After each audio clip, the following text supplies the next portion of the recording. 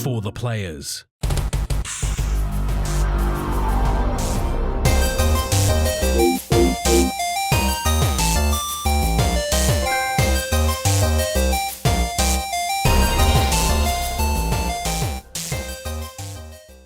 Excuse me, get fucking coughs out now.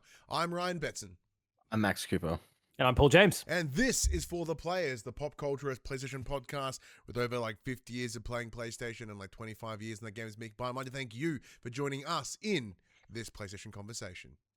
This PlayStation conversation happens every Tuesday morning at 8 a.m. on podcast services, including Apple Podcasts and Spotify, and 9 a.m. on those YouTubes. If you'd like to join us in future conversations, come and check out our socials: Facebook, Discord, Instagram, X. Those links can be found in the description below. If you want to join the conversation as it happens, head over to twitch.tv/thepopculture where we can watch us record this show live, where you can jump in the chat and become part of the show. If you want to support the show, you can. Tell your friends, tell your family about this PlayStation pod. If you are listening to us on podcast service, be sure to give us a 5-star rating and a written review. Watch us on YouTube, be sure to like, subscribe, leave a comment below. I endeavor to answer every single comment. And if you want to support us financially, you can at patreon.com/thepopculturists. Now, gents, I have learnt my lesson from last week. There are, there's one open beverage. There is a glass of water, which I feel may do more damage to my technology than my cup of tea may have. Because how is the mouse, by the way? The mouse is update for all watchers and listeners. It is perfectly fine. I'm still using it now. A lot of tea did come out of it. I let it dry for a while. But yeah, I the old mobile phone strategy of putting it in a thing of rice. I contemplated that and then I forgot. So it would have assisted. It would have helped if I wasn't so forgetful. But yeah, Max did miss that. All he saw was the clip and went, "What the fuck happened?" I suggested it'd be a cool idea if he dunked his mouse in tea, and he did it. Yeah. Dumb fuck. Fucking amateur hour over here while I'm away. Excuse me. But look, it was an awesome clip. That's all I'm going to say. It was a shame. I really enjoyed that cup of tea, though. But yes, it is all three of us. We are all back after a lovely week off. Woo! Summer sesh in full swing. Max, as you weren't here last week, what's going on, man? How you been? What's cracking? Yeah, well, I was at a wedding last weekend, so I was smashed off my tartars, and had just better things to do, I guess. That was good. So the family and I were down at the Dandenong Ranges for the weekend to go to a wedding. We came back late Sunday evening, and I just I can't be fucked. Absolutely fair. Fair. Pretty seedy. You have to rest those tartars, you know what I'm saying? Yeah. Other than that, everyone's been crooked this week. So we're just, Big Shep in the chat. I love the phrase "smashed off my tartars." I'm stealing it. I had the exact same thought. Like, I'm going to steal that immediately. Utterly Smash up those hogs. Yeah. Utterly gazeboed.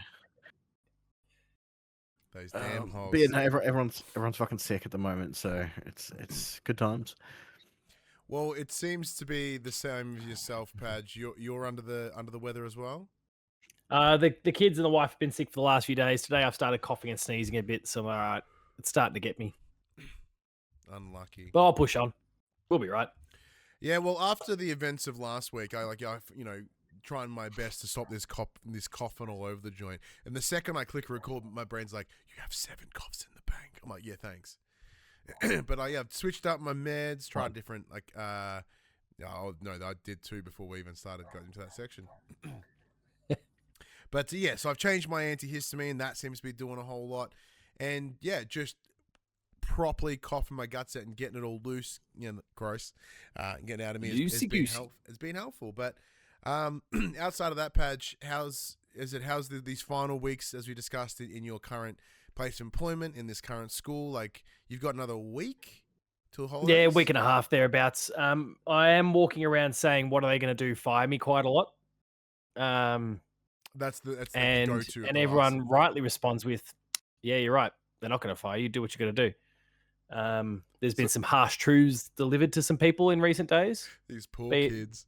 Of both the student and staff variety. Oh. I'm picking and choosing my targets, of course. I'm Oh, not looking look. to burn every not looking to burn every bridge on the way out. But The Phil- rose tinted glasses haven't kicked in yet. oh no, there's a lot of oh, did I can't remember. Did I show that video? Was it just you, Betson? Did I show it, or what? There's like a video Oh, of the me one of you looking morbid, like, mellow you are as so fuck. sad. Like, yeah, no. And the prevailing theory is that I'm going to blubber up in my goodbye speech, but when the time comes. But we're not there yet, so we'll see what happens. So just so we have context, right? When you talk about delivering hard truths to both students and or teachers, what are some of those hard truths? It's like, you're a fucking failure, and I'm impressed that you've made it to year 12, you piece of shit. Well, definitely didn't get to talk to year 12s. They're already done and But dusted. you know what I mean? Like, they're yeah, fine. who, They're like, fine. what truths are you giving out to these kids? What kind of criticisms? Without, like, of course, oversharing, but there's one or two that I've had to work with excessively over the course of the year. Anything, you know. Yeah. One or two that I've had to work with excessively over the years as a year level leader, and not as a teacher. Students that I teach, love them. But there's always a few pains in the ass, if nothing else. And there's a few of them that have got a few different systems in place that basically, if you fuck around, you find out. And one of them, my role as a year level leader was technically officially done. The handover had occurred, and they were moving on to their new year level leader as they moved into year 11. And he proceeded to fuck around for the year level leader in their very first assembly for the year. And so Reverend because Puck in the I chat, don't. So Reverend Puck in the chat has jumped in and given it reference the quote from Half Baked, which could be how you went about, like, fuck you, fuck you, fuck you. Yeah, you're cool, and fuck you. I'm out. Not far off the mark. I won't reference the language I Excuse used me. because if the education department ever finds this clip somehow and then so that's what you said, huh? Like, I'm gonna Then bite your face, cunt. You know, like. then you know, I might be done. But let's say the language was relatively colourful, and then a pretty harsh reminder of exactly what I can do while I've still got the power here to ensure that he doesn't return for the rest of the year. Wow. The message was received. The behaviour turned around very quickly, and the U coordinator goes, "Huh, I can't do that because I'm still going to be working here next year." It was like verbal punishment. He finally let slip that we'll never ever use the Pythagoras theorem in our day-to-day lives. That's all it is. Like, look, just broke his little heart. Half the shit I teach you, not relevant. Like, just relevant, trigonometry, really not useful. Are you going to play golf anytime soon? Mini golf specifically? No? Cool, then fuck trigonometry. You don't need it. Dude, I've been playing so much mini golf lately. Like, seeing in all the person or Pythagoras like trick? online? No, I've been playing golf with friends. Like, heaps. All right, well, let's jump into that game. hand. Let's get into the section we call what we've been playing. Now, let's just get fucking straight into it. Max, golf with friends. Golf with friends, baby. Basically, it was just a completely random. One of my mates messaged me. He's like, "Hey man, do you have golf with friends?" And I'm like, "I do." What platform are you playing it on though? Because it's not cross-platform with anything. He's like, "Oh, I've got it on Steam," and I'm like, "I may have it on Steam. Let me have a look." It turns out I own it almost everywhere. So, download it on Steam. Jumped into Discord chat. Played for like 3 hours that night until Ollie threw up on me. That's Some intense mini golf. It's so good. It's so dumb, but it's so good. So, what makes it different to say like everybody's golf? It's I've with never, friends. I've never right? played it, and look, as someone who has limited friends, most of them are in this call.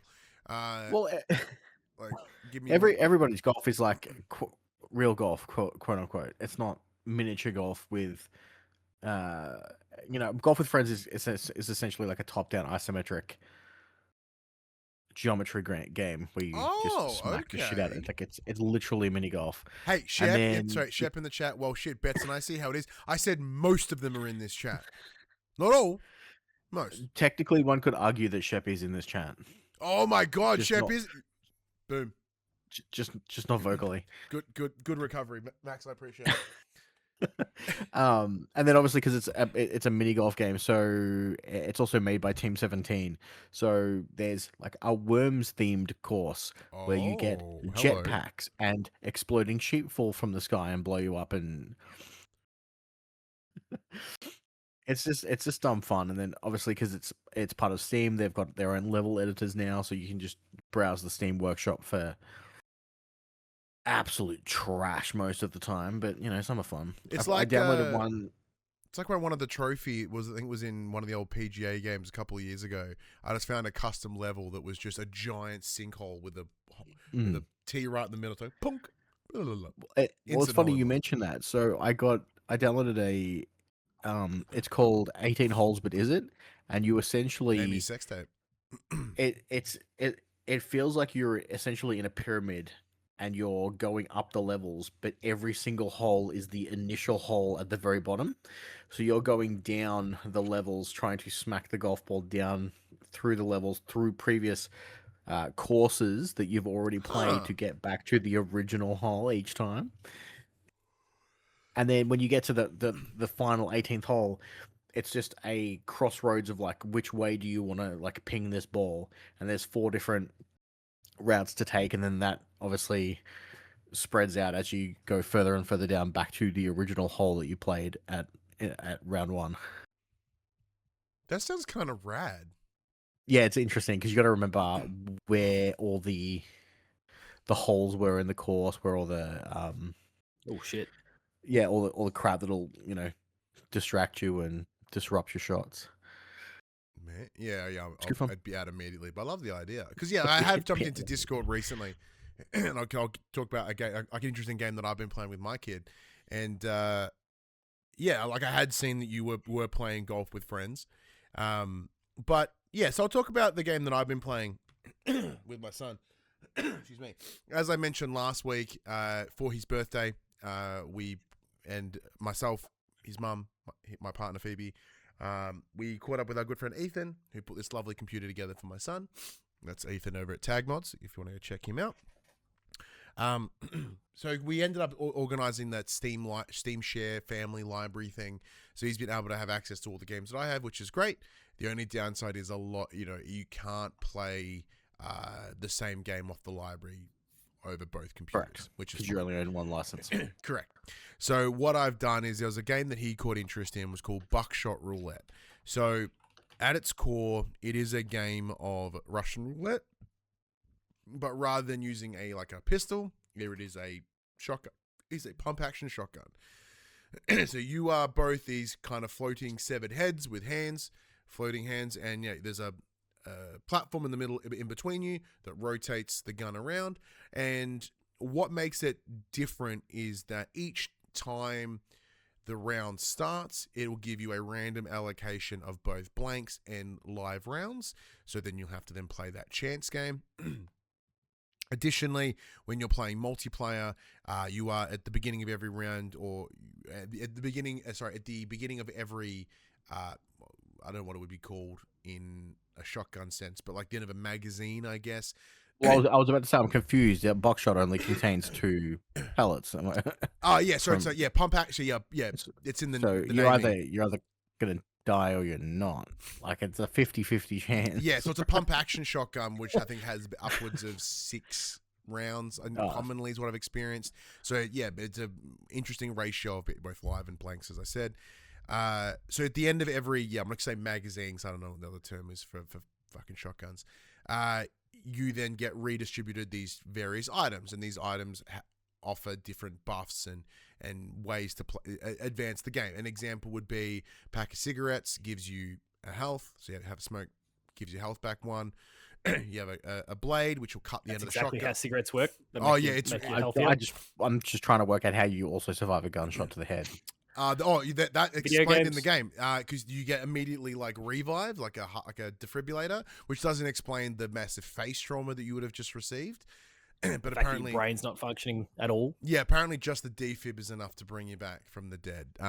So I don't question that too much. I just kind of go, yeah. That's remind me again how old James is now.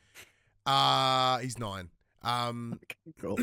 It is, yeah. When I saw it, I was like, this is a weird game to be playing with my 9-year-old. But he gets it. And for him, he gets it. I mean, he gets it. But I mean, he understands that this is not what you should do with a gun. But for him, he enjoys the bluff of it, right? And the playing the statistics weirdly enough. He wouldn't say it that way because he's fucking 9. But he likes playing the statistics of it. So as little buffs, there's one that'll force you to skip a turn.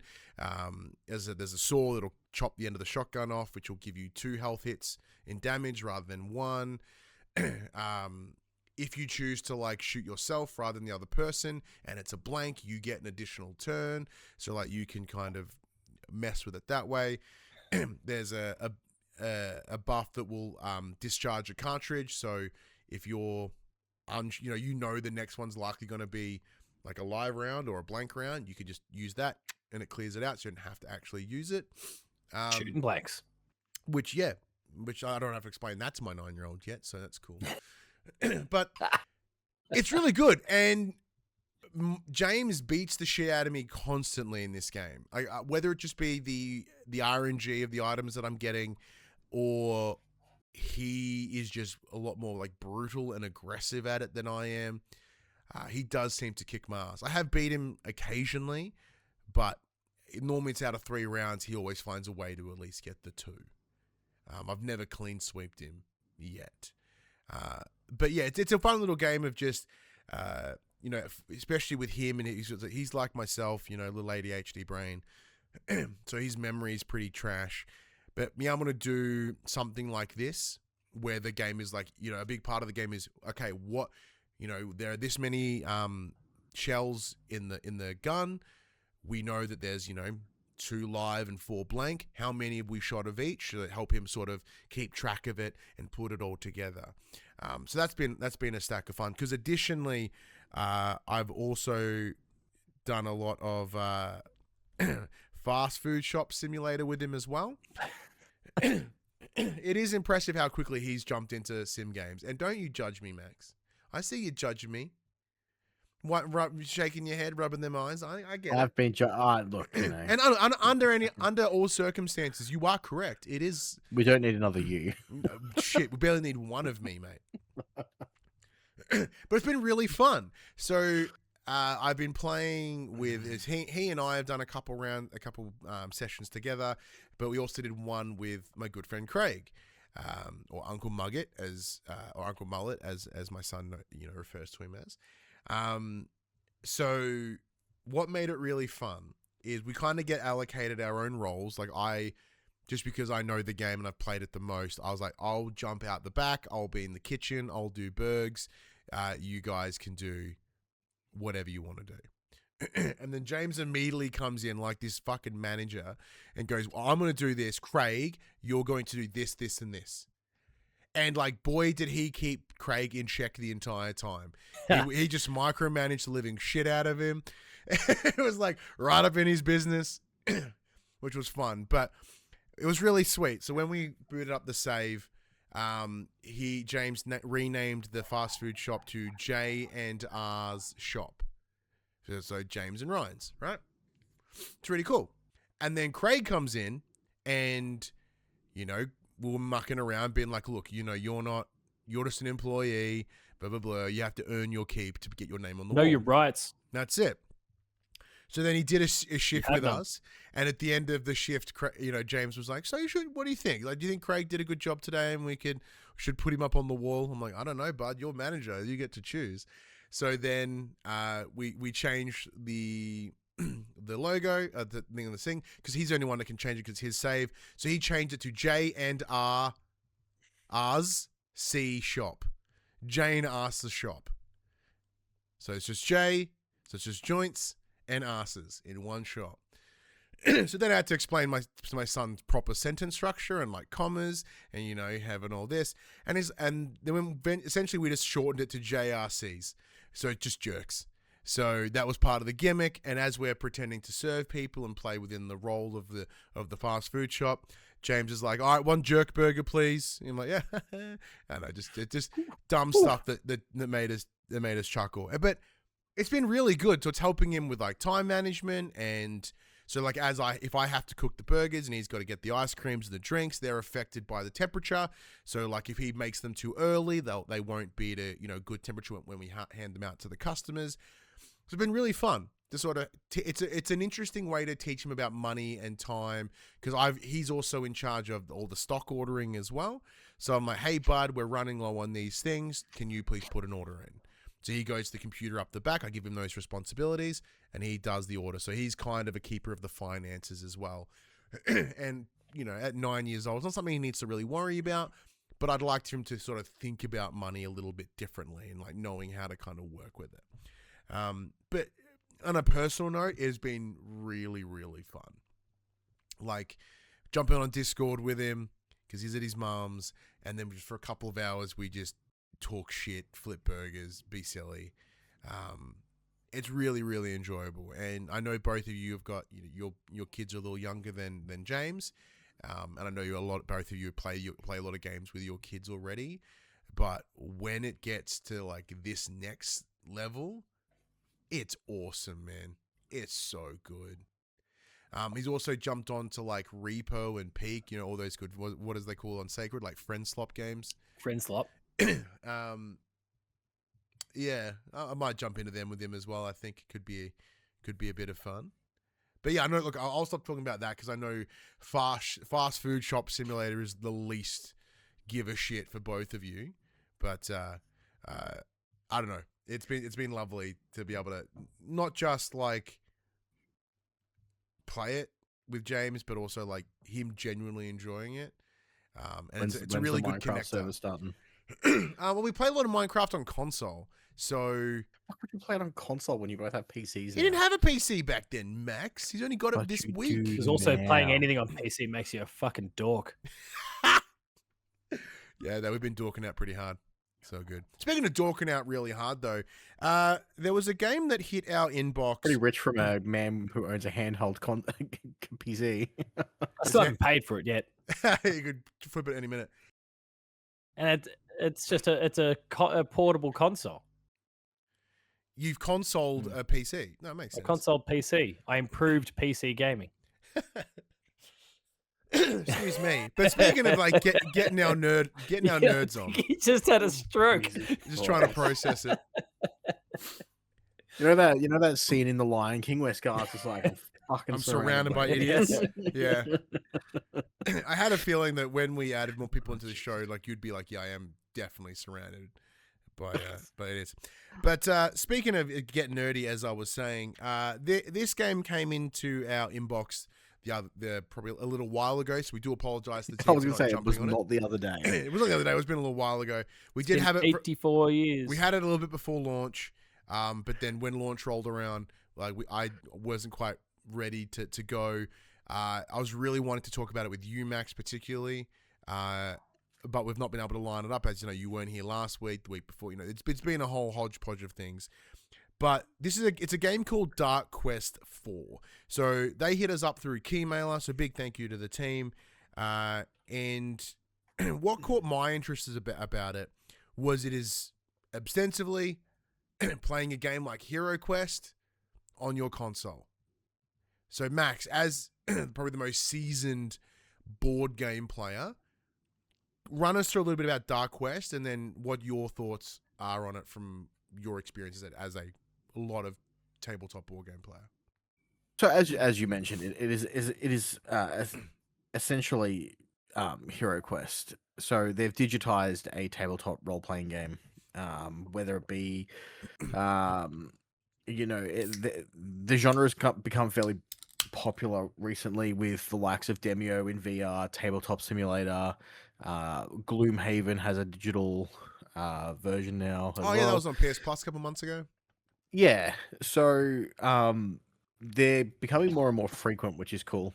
There's a few that use the old was those PlayStation Link games where you like link your phone, run PlayLink, whatever it was, yeah, PlayLink or whatever it was, yeah. So there's a few versions like that. So this is you control it with a controller, and you play through. It's essentially a dungeon crawler board game in digital form. You pick your characters to begin with. As you progress through the story, you unlock more and more character types. Because if you send them out on expeditions, they run the risk of obviously getting injured. And then if they're injured, they're a liability on the next adventure. On the next adventure you run, so you kind of sub them out for fresh divers and all that fun stuff. I have played the first 6-ish missions. It's fine. It uses a simple card system. The cards will tell you what each character can and can't do. As you explore through the dungeons, you at the very start, you'll be given an objective. It'll be like, hey, kill X amount of these mobs, clear this, find this, then exit, and you just go through the motions. You go do the stuff, collect your loot. So when you go back to camp, you can upgrade your characters. You buy those new cards, so you have extra abilities for the next time you go in. It's fine. It's fine. Fine. Well, like I think Yeah. that's probably the difference. Like that's the reason part I was wanting to see what your thoughts were, because I myself, like when I originally played it, when we first got it, it may have just not been the right day, the right time. Like I booted up and I went, "This ain't it. This isn't it." Saying that though, going back to it again over the last couple of weeks, probably the last week or so, 2 weeks really, and like properly giving it some time and focus, I'm weirdly enjoying it. Like I have always liked the idea of tabletop board games, especially like what I guess in a lot of ways this would be considered like a legacy board game comparatively, something like your Gloomhavens, etc. But the problem is for me is, you know, I get distracted easily, and as much as I'd love to just, you know, have a table set up with a board game on it that I can just go and do, it's not feasible, right? Yeah. And especially most board games, you know, you like obviously games like Gloomhaven, etc. You can play by yourself, but it does feel a little bit more sad and depressing to sit at a table with a board game by yourself. Which is why I do not like these as video games. Now, despite the fact that this is multiplayer, I've yet to play it multiplayer, but the reason why I adore games like this is I play in a group setting, I play with friends, we're all there around the table having fun, making it, you know, I always say games are only as good as the people you play them with, for multiplayer games, obviously. And they lose. Single player games are shit. Fuck. That's why you play with yourself, Paul. The issue, and they lose that magic when they're transformed, when they're transferred to a digital medium. I find, I like having that tactile of being able to look through my cards, being able to bounce ideas off my allies. It's that group camaraderie that I like in those experiences, and I feel like that's lacking here. Like I've even played games, like I've played Demio and Tabletop Simulator stuff in VR, and it's still not the same. Like you have that illusion of being in the same room as each other, but you're not, and it just hits different. Yeah, no, it's the same reason. It's the same reason why I haven't fallen in love with the Gloomhaven digital game. Like, I have a group of friends who play Gloomhaven with me, and we try to play digitally, and it's not the same. Although it's very streamlined. Obviously, the pack up, the setup's a lot easier. You don't have to worry about any of that. The game runs itself. You don't have to have that dedicated person setting up all the rooms and reading out all the information. And in that sense, they're excellent. But it's just missing that one thing that kind of makes them special if you're playing them in person. See, it's interesting is this is why it's fascinating that we kind of have two different angles at it. And like Paul, I'd be curious to see what your considerations are on this too. I know you haven't jumped into it, but about the concept is those things that you've mentioned as the things that make these experiences awesome are the exact reason why I'm enjoying Dark Quest 4, because I don't have to do any of that shit. Like, when I think about these dungeon crawls, like you know, there's like 9 different characters you can build from.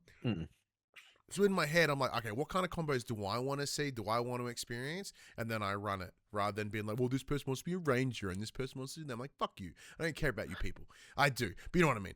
Like I want to play it my way. It's our argument of playing games where they're like cinema, the interactive movies. You play it how you feel the story should progress. I play it as if I'm the director and I'm making the story how I want it to be played. Actually, that is a great comparison. We talked about that before with the games like The Quarry. Both times I'm right and you're wrong. Any of the Dark Pictures games, but take that, dickhead. Because it takes away all those things. Now, I guess it's up to you on as in you the player on which one, how you prefer. But yeah, no setup is great. I'm easily distracted in the best of times. Is my favorite part setting up and packing up for 4 hours? No, obviously not. But like, it's just one of those things of like, I would prefer to be in person with the people that I'm playing with as opposed to digitizing it. Yeah, and I said, as a not multiplayer gamer in general, like not having to say I can just go from the next mission to the next mission. There's no clear the table, set it up, go. I can just keep going, which I have done, and I've really enjoyed. And to them go, all right, well, I'm just going to run this again, but with different bodies. And there's a couple little things that are really great. Like my concern was because in the first couple goes at it, I did get wiped a couple times. Just because I really wasn't playing it properly or really, correctly using the space. As I'm learning these characters and how they attack and what cards they have and then what additional cards I purchase. Even if you die and you wipe everyone, you still get all the coins that you obtained through that run. Yeah. So it allows you, rather than having to go in and be like, fuck, I'm going to work out a new way to tackle this thing because I couldn't get it the last time. You still have that luxury of like, all right, well, I'll get this card. Maybe that'll help me instead for this way. But even then, you can't immediately use it on the team you just had because they're out of commission for the session because they need to recover because they just went on next week. So it is a bit of fun balancing like that. The visual of the game is really cool. It's like not super ultra realistic. It's kind of like a softer edged. It's like not quite hand painted, but it kind of looks like Golden Axe. Yeah, if you've ever played that, if that's the one I'm thinking of, or like old school Gauntlet Legends or Golden Axe. Look, I don't. Yeah, kind of. Yeah. It's a very similar art design to what was that? Was that Pac-Man game we played recently? Oh, yeah, the one that's Something's Labyrinth or whatever. Yeah, because you know how like they're Shadow Labyrinth. Shadow Labyrinth. Thank you. Where like the model kind of had like those. It's like an old like a marionette. Like it's got these key anchor points and everything kind of moves around it. So, but the way it's drawn is very similar. Like not quite as pixely as Golden Axe by looking at the pictures that are up on my screen at the moment. But yeah, it's certainly in that space. But I wouldn't say I'm having a blast with it because it's not exactly my kind of go-to experience. But when it did pop up on Keymailer, I was like, you know what? Let's give it a whirl. And I'm glad I did. And I reckon I still will. Because I recently I've really tried to make a real conscious effort to do a bit more Portal gaming, right? I've had it. I love it. Let's push it to the limit. To justify that big expenditure. Yep. So I have been playing a lot of Dark Quest 4 on Portal, and it runs a dream. Like I was playing in bed because it's all turn-based. There's nothing intense. It's not heavy. It's like what I imagine Padge for you like playing Final Fantasy Tactics on it or something would be like. Yeah, a lot of Octopath and those sorts of things. Yeah, too. So we'll get to Octopath in a second. But for yourself, Padge, is like a digitized board game experience. Is that something that interests you? Paul's like, I fucking love Monopoly. I play it with my family all the time. Absolutely not. No. Yeah.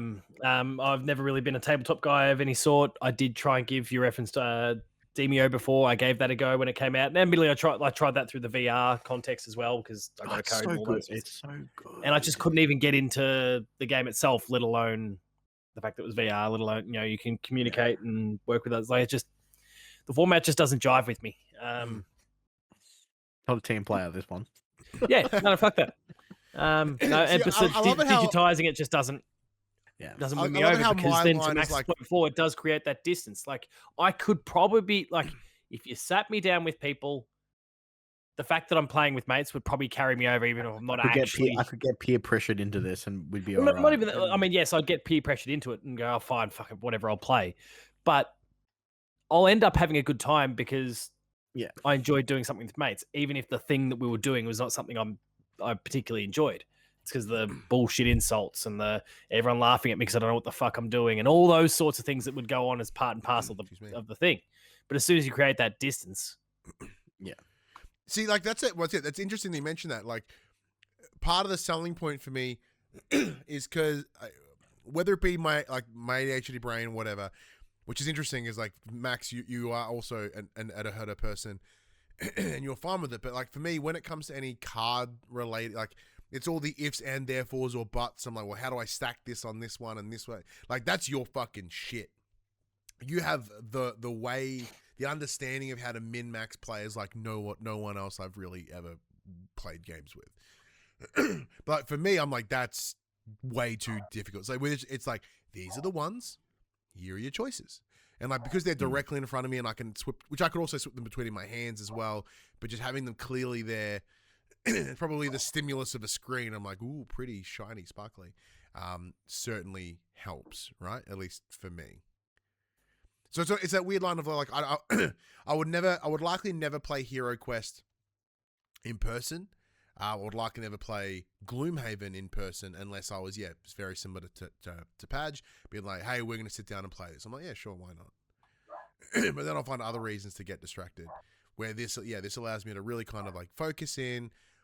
I can run the dungeons 1,000 times, just get that coin, or try new ways, new tactics on how to better use the characters. Like the overall story, couldn't tell you. These fucking dogs barking in the background. That'd be Padge. I don't have a dog. If I did, I'd have to. Charlie's grown up a bit. Yeah, I'd talk to the cat and be like, "What are you doing?" Yeah. So like, I just saw Puck put in the chat. I'm like, I thought it was just coming from my next door neighbors because they've got a really noisy dog. It's mine. Downside of being in a shed is that they are right there. And sheds known for their sound isolation. I mean, it's mostly pretty good, but yeah, it's not too bad. Yeah, but let me just get my new mic set up. Like that'll kill a lot of it. That's just still need my interface. Man, one day I hope to. Like, even though I love Audio Technica and I love the AT20s that we use, it would be nice to try the SM7Bs. I think that'd be pretty sexy. But yeah, as I said, so I couldn't tell you the story of Dark Quest 4. couldn't care. But it's also not what I'm playing it for, right? Like I'm not expecting this big overarching thing. It's like many board games I've played in the past. The story's fucking minimal. It's even most tabletop role-playing games that I've done in the past, the story is dead simple. It's like, here is your reason to go through a bunch of dungeons. And that's what I'm saying. This is like, okay. And then it goes, congratulations, you did the objectives. I'm like, sweet. Can I have another dungeon now? It's kind of how I look at it. But look, Max, you and I have done a stack of talking. It's a Dark Quest 4. It's out now. It's a big thank you to the team for providing the review code for us. Much appreciate. And I said most certainly we're spending a bit more time with it. But Padge, you mentioned it earlier. You touched upon it last week, but now you can really go ham on it. Octopath Traveller 0. Yeah. Like, I guess it's weird because there's still a lot that I've said about the moment to moment and those sort of things. And so the stuff that I really can't lean into or couldn't lean into was narrative stuff. And I wouldn't want to do that now out of respect of those who would be. Yeah, I was going to say, do I need to take my headphones off? No. So I won't really wander down that path. Like it's a really, I mean, all the Octopath games are really fascinating ones because you've got these intermingling stories. The very original game was probably criticized because it didn't really cross over too much. You had these 8 characters and their different stories, but they all were kind of isolated and the characters didn't really connect and you know, it was a little bit shit in that particular regard, but they absolutely nailed everything with Octopath Traveller 2.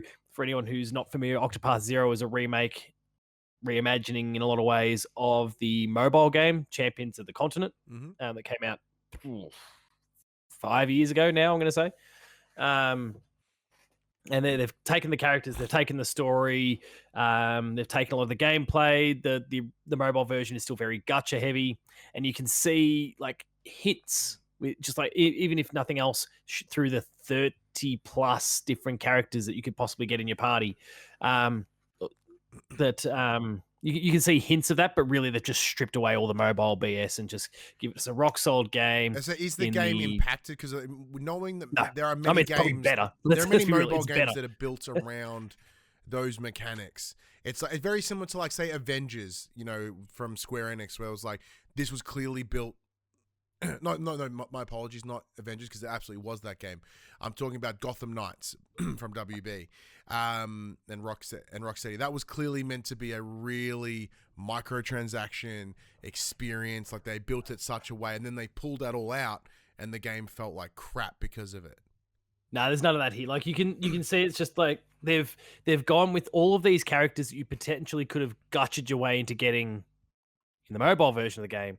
Here they've gone, all right, we need to create, like, for any of these characters to suddenly feature as a part of your party, we need to create a little story that kind of weaves them into it. And so they've created these tiny, little side quests or whatever, where you get introduced to this character and they've got their own little mini narrative arc that you go on. It's very, very small, like you can knock it out in 15, 20 minutes or whatever. But it introduces the character. They then join your party and then you choose to use them or not from that point going forward. But so they've done a good job there. But there's little things like the characters where you're like, oh yeah, that was clearly a byproduct of the fact that it was mobile and you were looking to try and nickel and dime and get people to pony up to get different characters on board. But then the way, like the adjustments they've made to turn this into a more traditional console PC style of experience, they've absolutely nailed it. So yeah, anyone who kind of hears, oh no, it's an adaptation of a mobile game, don't worry in the slightest. It's very, very console and PC friendly.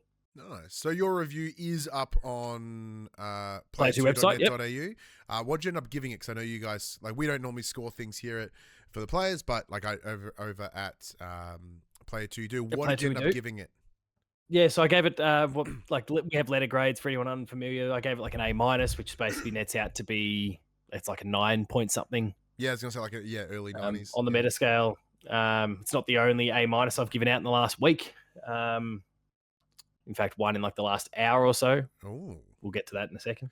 Well, did you want to actually, Max? Did you? Because I know you're keen to play Octopath Traveller 0.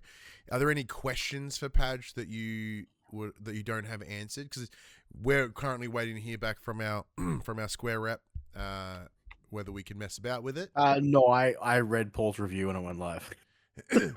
It's like half an hour. We've been recording for fucking 41 minutes. But Octopath was last week. Oh, thank Christ. Yeah. I was like, the one I've posted in the last hour or so was, well, it's not even embargoed, that one. It was just me getting it done when it was done. But or did you want to jump into what one's that? Well, that's Sectori, which we've obviously been talking a little bit. So I guess a lot of the games I'm going to talk about are games that we've been talking about on the show for the last 2 to 3 weeks, really. It's just hitting completion or hitting embargo at various different stages. So yeah, Sectori was that really cool, like Housemarque inspired. Yeah, Geometry Wars, Super Stardust inspired, and like you can see all the influences from it. When we spoke about the game 2 weeks ago, I think I spoke about how it took me about 2.5, 3 hours to finally beat the first world. And then it got stuck around the third, I think you said. Yeah, then I hit another little obstacle around the third. It was very depressing when I went and looked at trophies the other day and I saw K-Verb has been playing it, Kieran Verbruge. Oh, and in the space of 24 hours, he went boom, boom, boom, boom, boom. Level 1 through to 4 was done. Obviously, that's the trophy thing. Maybe he also hit the same obstacles that I did, which really derailed things early on and then just smoked it. But I'm ahead of you, Kieran. I finished the game. You haven't yet.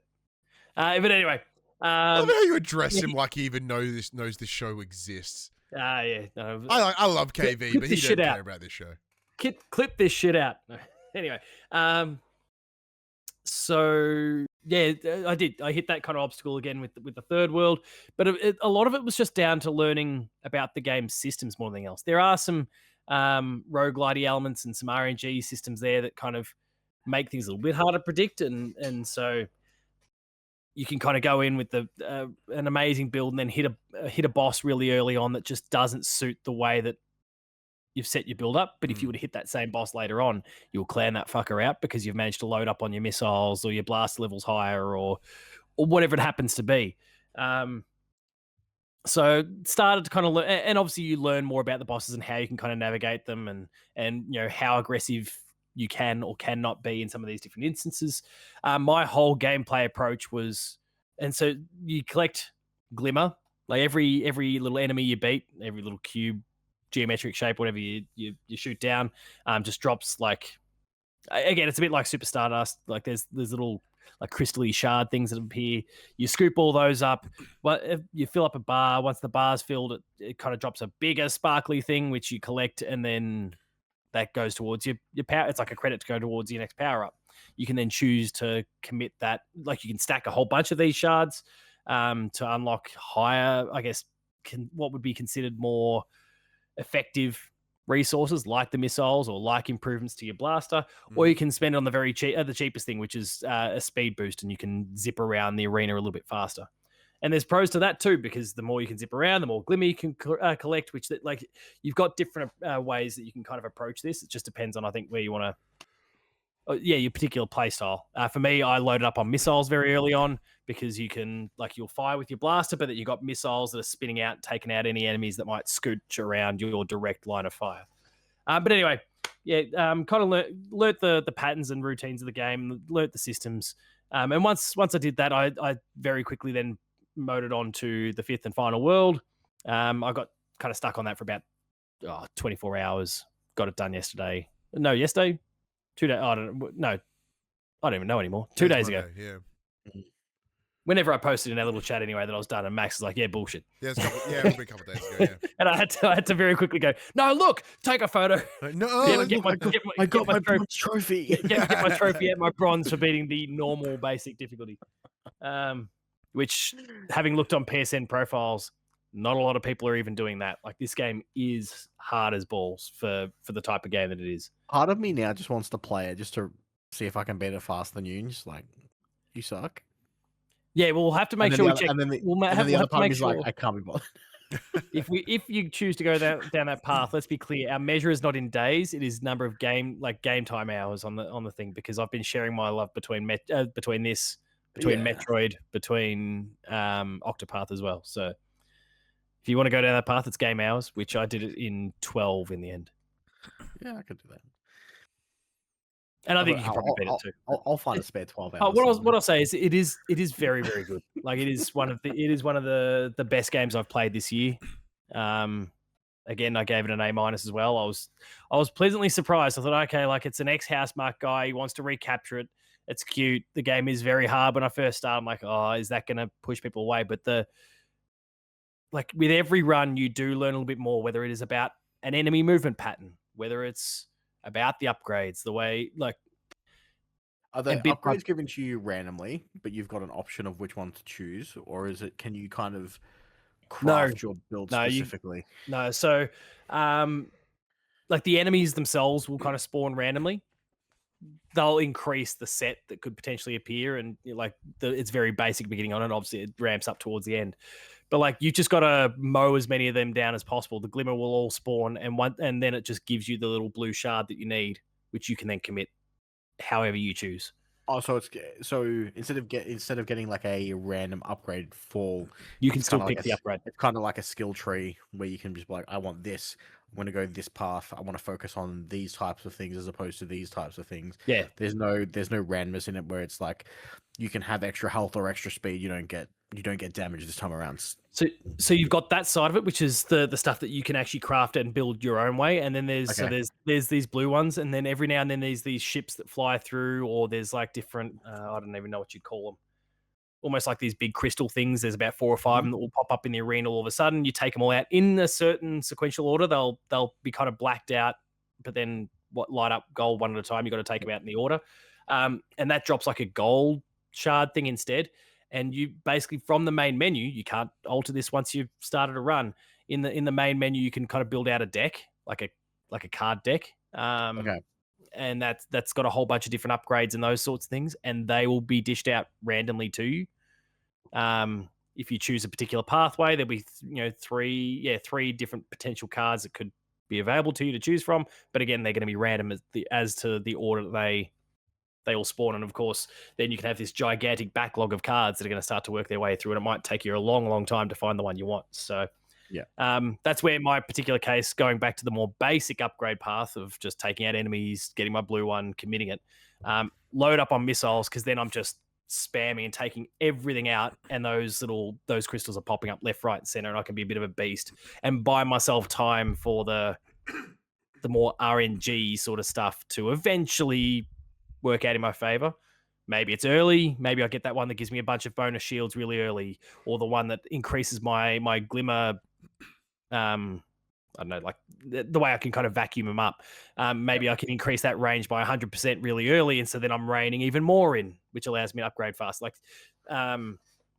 there's elements of luck, but also elements of careful curation and planning from you that allows you to get to where you need. When things when things really shit me is because like it works through just a list. So the actual upgrades that you can, so the speed and the missiles and all that. Speed, there's a score boost. You can add to your strike, which is like a big boost thing. You can basically just burst through enemies, blow them up. Your shield, your missiles, and your blaster. And every single one of these blue things that you collect, you move up the next notch. If you haven't already redeemed them, you just move up to the next available upgrade that you can claim. There was a few times where, because it's fucking chaotic, there's enemies everywhere. I've notched up a couple of these blue ones. I'm like, great, missiles, need one more for blaster, get it. But then there's enemies everywhere, so you're still trying to fight to survive. Just getting hang on, I need to quickly press that X button to redeem this thing. I've missed blaster and it's taken me all the way back down to the bottom of the list and I just get a speed upgrade. Like, fuck, I've got another 5 minutes here of trying to grind these things and hope that I survive long enough to get back to where I needed to be. So, excuse me. So it sounds like there's a very similar to, maybe not to that extent, but very similar to what's like Vampire Survivors, right? Where there is a fuckload of stuff going on at the screen at any given time. Yeah. How does Sectori, like, because you're playing on console, right? Yep. How does it run? Like, I know you're playing on a PS5 Pro, but there's never been like there's so much shit on the screen that it's like chugged a bit? No, absolutely seamless. I've gone and checked since I finished writing, because I kind of going back to my work situation. I've well and truly checked out. I just wrote the review while I was at work today. Once I got it finished written and I had it all loaded up on the back end, I did start looking around going, okay, what have other people said? And one of the ones that I checked out was a review where they'd played it on the ROG Ally. And they said it was absolutely seamless on the ROG Ally as well. So excellent. Beautiful. Yeah, fantastic game. It does sound rad. I think it tickles the similar parts of my brain in the same way that, although I haven't jumped on it yet, is like Ball Pit. I look at that and I'm like, yeah, okay, I mean, I've been hearing things, I haven't played it. But... And like Sectori, kind of the same thing. I'm like, oh, both of these look kind of interesting. And like, very rarely am I like a exclusively gameplay driven person, which is, it's why like games like The Division 2, when that caught my attention, or what was the other one that People Could Fly did? Outlanders. Outriders.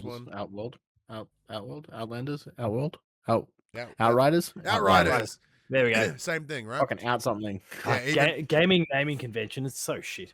Like even like Dark Quest 4 gives me that same energy. Right? I'm like, I don't give a fuck. I'm just playing it for the game. Like the gameplay of it is really fun. So like, yeah, Sectori kind of hits that space as well, which is really sweet. I was gonna ask. We were gonna ask you about Metroid, but that's a fucking Nintendo game. So who cares? What I'll say is the open world is fucking shit. It is so bad. The normal shooting, top notch. As soon as they drop me into that open world, just want to put a railroad spike through my head. Hot. Without spoiling narratively what goes on, there are these green crystals just sitting out in the open world. And you don't realize, because the game doesn't really signpost it overly well, that you want to be smashing through these every time you go out into the open world to collect them. They're like a currency that you need. But again, they don't really outline that. So then I had an hour. Like when I'm ready to go for the final mission here. Oh, we need this. Oh, you know all those green crystals out there in the open world? Yeah, smash through those. I'm like, where the fuck was this 10 hours ago? So that I could have just, whittled them away whenever I was going from point A to point B. I'm like, well, why am I shooting these things? Do you think this is a conscious admission to add a bit of length to the back end of the game? No, the game's a decent sort of length, and they get like the past Metroid Prime games have all been between about 12 and 15 hours, and that can range a little bit depending on your play style. But this game kind of fits that same sort of length as well. It was just a couple bad decisions around the open world. Yeah. Speaking of bad decisions, let's get into the section we call Inform the Players. We tell you about what happened this week. After all that, Max is sitting there arms wide. What? A really okay. Former Game of the Year winner dropped some DLC this week, and I'm going to talk about it. All right, cool. Look, fucking Elden Ring. That's and also, I've got some breaking news for us too when we get into it. So just fucking Elden Ring. All right, well, the reason I looked at the time. I noticed it's 9:30. You looked at the time. You're like, Max is going to leave in 30 minutes. We better hurry this Yeah, fuck we're up. gonna No, oh, shit, it's hey. all right. I'll talk about it next week. Well, It's all right. No. No, because I'm going to talk for like half an hour. That's so fine. And then Padge and I will do the news. You can go to work. No, We'll finish it's up. all right. That's all right. He wants to talk about the You news. made me change my fucking notes. Please talk about Elden Ring, Max. All right, this is my very quick Elden Ring. Cliff Notes version. Cliff Notes. Forsaken Hollow dropped on the 4th of December. They added 2 new characters. One's really, really ridiculously good. It's a support character. It's called the Scholar. He basically debuffs everyone, buffs your party, and his ultimate skill is links everyone's HP on the screen. So if there's a shitload of enemies on the screen, they all share 1 HP. Pull you fucking smack one of them, they all die. It's great. How and is vice that versa for workable? us. That sounds awesome. It's so good. I don't know how they did it. It's amazing. No, And then I for mean that in us, terms of overpowered as all fuck, right? and then he links the player's health pool. So if one person heals themselves, everyone gets healed. Okay, it's Beautiful. The other person is the Undertaker. You got my attention. Just as insanely overpowered in my opinion. As the Her real Undertaker. character- Yeah, probably better. She can fly. So her character skill is just a self buff. You can survive death 1 time during it, and her ultimate ability is just this massive Tombstone pile Thor's driver. hammer. You fly at them and just smack them in the face. But the kicker is if anyone uses their ultimate skill, it allows you to use yours for free again. So I was in a party of 3 of them last night, and we did 9 ults in a row because we all piggybacked free ults off everyone else. So bosses just shred. They had 2 new Night Lords. One is bullshit. I haven't beaten yet. The Dreg Lord. The other is just a bunch of fucking mini bosses that you fight in one group. They're annoying. They weren't overly difficult. They're just annoying. The new map is tedious. So it's a new Shifting Earth, but it's an entirely new map. It's essentially set up in 3 tiers, and the gimmick is you have to go destroy crystals, or you're constantly at half health. The crystals curse you, so you got to break the curse by breaking. What's with crystals. games this week in crystals? This is like the 4th game we've mentioned that has crystals in it. But the way that Neightreign works is Final Fantasy come out. the way that Neightreign works is on a 3-day system. So on day 1, those crystals do not appear on your map. If you find them, good for you. On day 2, they appear on the map, and then you can go hunt for them. But by then, it's honestly too late because you can't get anything else done. Because the areas where the good loot is the restricted areas at half your health if the crystal power is still emanating and blah blah blah. I've fallen off that map so many fucking times because it's a multi-tiered map. So most of the time it's like, oh, there'll be a level underneath me, and then you just fall into nothingness and die. It's fun. I'm enjoying it. I'm gonna play some more, and I'll talk more about it next week. Yeah, none of that surprised me. You're like, hey, these are all these parts. It's Elden Ring, so which is a good. big tick. I knew that you'd be into it. And everything you'd been like, hey, here's a character that allows me to min-max more. I'm like, yep. Oh well, the other part of the scholar is he can like usable items now. You can level them up as the scholar, Oh, so they gain extra abilities. So throwing knives now debuff people. You can viably make a build where you just buy like throwables from the vendors and just throw pots of explosive fire at people and never actually attack anyone. And you will shred bosses because they level up. It's ridiculous. The 2 characters are obscenely broken, in my opinion. that's what I was gonna say. Like they seem like great. I would imagine a additions. nerf is incoming very soon. But I imagine the people that would be really diving into these 2 new characters have likely seen everything that Neightreign can offer. So it's kind of like allowing them to really fuck with it. Yeah. Well, and you're doing the exact same thing, right? Yeah, pretty much. So Beautiful. it's good fun. Excellent. All right, we now have a time frame on the news. Let me do this one. Now it is the section where we call Inform the Players. We tell you about what happened this week in PlayStation. Now, Max, the news doc is a little lengthy this week, but you've nicely... I've got some all breaking news to add on top of it too, by the way. All right, They're all really short. hang on. Padge has got some breaking news. Let's get to that straight away. Padge. Look, inside the last hour, but breaking news. hasn't been spotted by all of you guys. Katsuhiro Harada's left Bandai Namco. So head of the Tekken franchise. Gone. What? Oh, shit. Yeah. He says he's posted on Twitter saying, "I'd like to share that I'll be leaving Bandai Namco at the very end of 2025, with the Tekken franchise reaching its 30th anniversary, an important milestone for a project I've devoted much of my life to.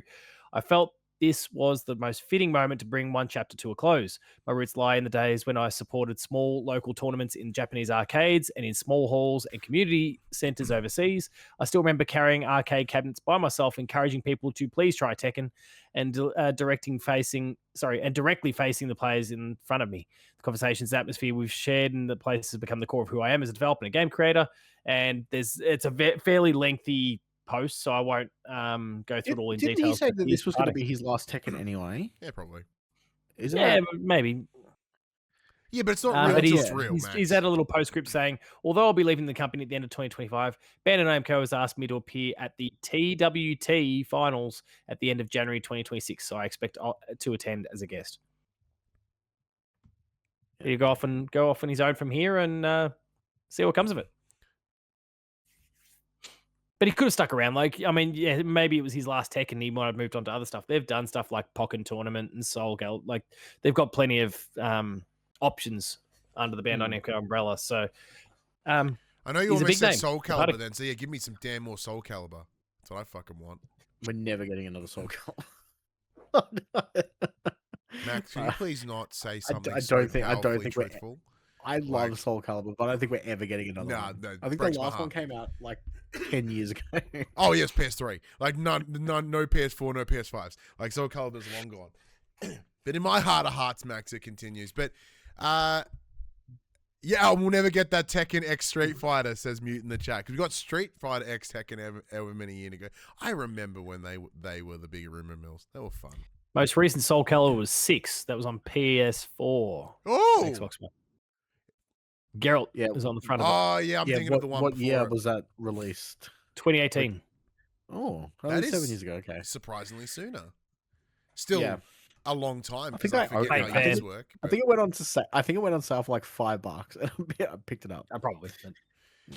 But yeah, so Yeah, like after 30 years, I imagine you probably want to head off and do something new, and that's fine. Oh, but here we go in the chat. November 18, 2025. Yeah, from Reverend Puck, who's our resident fact checker, says Katsuhiro Harada, the vocal head that's been leading the Tekken series, announced he'll be leaving the Bandai Namco at the end of 2025. So why did he just tweet it today? I think it was more the outlining the further details around the plans. Yeah, seems He's to a be rogue. that case. But yeah, after 30 years, I imagine you're probably keen to do something new, or even to hand the reins over onto somebody else. I adore Tekken comparatively. Hand over the gloves. hand over the gloves, or the Iron Fist in this The case. Iron Fist. Yeah, like I'm in no way a big hardcore like fighting game fan, but my go-to is always Tekken, particularly Eddie and Paul. I like Paul. Paul's fun too. I like Paul. Yeah. Sorry, I'm like, yeah, Couldn't he's a tell you good shit about the character. game. And then I forgot that was your name. Yeah, it's heartbreaking for those that care deeply, but I'm curious to see what the next Tekken is then. Really? Well, I thought it was newsworthy because I don't care. But it is absolutely newsworthy. Interesting on news-wise. Because this is something that we're going to get more and more of, right? Like, I think about this a lot with actors and musicians, and I'm like, well, they were old when I first got into them, like 20 years ago. You mean Plus. they're all going to be? You mean they're all going to be CGI'd soon? Probably. Like, yeah, they're going to be like, recreated with AI, holograms on stage. Like we saw that one hologram of like Tupac ever many years ago, and they never did another one, which was real shame. Sorry, Puck in the chat. When you leave Bandai Namco, you also retire from the G Corp because Kazuya Mishima will reassume control. Because that's the plot. Well done. Fucking well done. Oh, I forgot where I was going with that. But yeah, like all the people that we grew up with, like they are getting old now. So like they're gonna have to start retiring because spoilers, we are also old now. I was gonna say, motherfucker, I'm old now. Yeah. So like, yeah, when it comes to bands and the, people that have been around, like I think, there will come a day that we are going to see the likes of Kojima have his final game. We're going to see like, who are other some big notable folks. Kojima's I going to guess. transplant his brain into a fucking robot and keep making Kojima's games got like forever. 8 games that are already planned for when he comes out. They're already done, and they're just going to release. Yeah, didn't we cover an article where he's like, I've got a USB stick with all my shit on it for when I die. Like people are still gonna make Kojima games. Pretty much. But yeah, like there are a bunch of other people, you know, that we think, but these names, you go, oh my god, it's gonna be a pretty big impact. Kojima have kids? No, he doesn't. Oh, I thought it could have been real Simpson style, like Kojima Jr. The kids can call you Koju. I hate how good that was. And he can live on and continue to make the games. I really tickled my fancy. That was fucking awesome. All right, well, you have to end it there because there's no other way we can build up the news anymore. All right, Max, let's get into the doc. What's going on? I'm gonna fuse these first two because they're basically the same. So PlayStation 1 Black Friday. Roughly 62% of all console sales in the UK over that weekend went to PlayStation. I believe in the top 3 consoles sold, it was PlayStation, Switch, and something else that wasn't an Xbox. Yeah. What is the other option? It's like one of those pre-packed things that's got like a bunch of different games. It like had Fruit Ninja and other shit in it. Like, wait, hang on. One of those like what could be possibly illegal little handheld Raspberry Pi things. Yeah. Oh no. Like I suspect. I know you can buy them in shops, license. but I mean, you look at them and you go, "How is that legal?" Reverend sure Puck's put in the chat Soldier Boy's clone of a Switch. That one. Good old Soldier Boy. And continuing with the sales, PlayStation Store's end of year deals is on, running through till the 22nd of December, with around 4,500 discounted games. Good luck scrolling through that nonsense. Yeah. So immediately when I get into the PSN, I go games only, no DLCs, sort by alphabetical because like a lot of the standards are always in there, and like because it's like these are the ones that are the best match. I'm like, I don't know what fucking list you're pulling from. But like I don't see why FIFA should be at the top of my list of games that I might be interested in because I can assure you because James played it for ages for that short period of time and he was real into soccer. And over this weekend, like when he had his mates over for his little birthday party, like they just played a stack of FIFA, which was hilarious because it was right after I took our code for FIFA because I'm like, Ryan's not going to play this is mine. And then all of a sudden James was like real into soccer for a while. Yep. Yeah, that was a bummer. But look, I can vouch even locally around the success of the Black Friday deals. As like I'm now work in tech retail. I bought a laptop this Black Friday. Nothing to do with PlayStation, myself, but like. But yeah, so it's a portable gaming device. Hang on. Oh, boom! Well done. Fuck yeah, that was actually good. Yeah, so like I moved a number of PS5s myself. Yeah, there was quite a substantial from one shelf to another. Shelf to the next. Some guys went, I'm looking for a gaming console. I'm like, PlayStation? From the back room to the actual shelf. No, I loved it because there was like, I'm looking for a console. I'm like, PlayStation? Like, oh, I'm about to Switch. I'm like, yeah, PlayStation. And that worked. I bet you don't. Yeah, how about you just get a PlayStation? That's pretty good. As we discussed at the time, the PS5 Pro is at its first ever sale, under $1,000 for the first time. I didn't end up grabbing one because I looked at my partner and I said, "Hey Phoebe, can I get a Pro?" And she's like, "No, because it's still $980." Like, we just had to buy your son a fucking computer. And I was like, "That's true, we did do exactly that."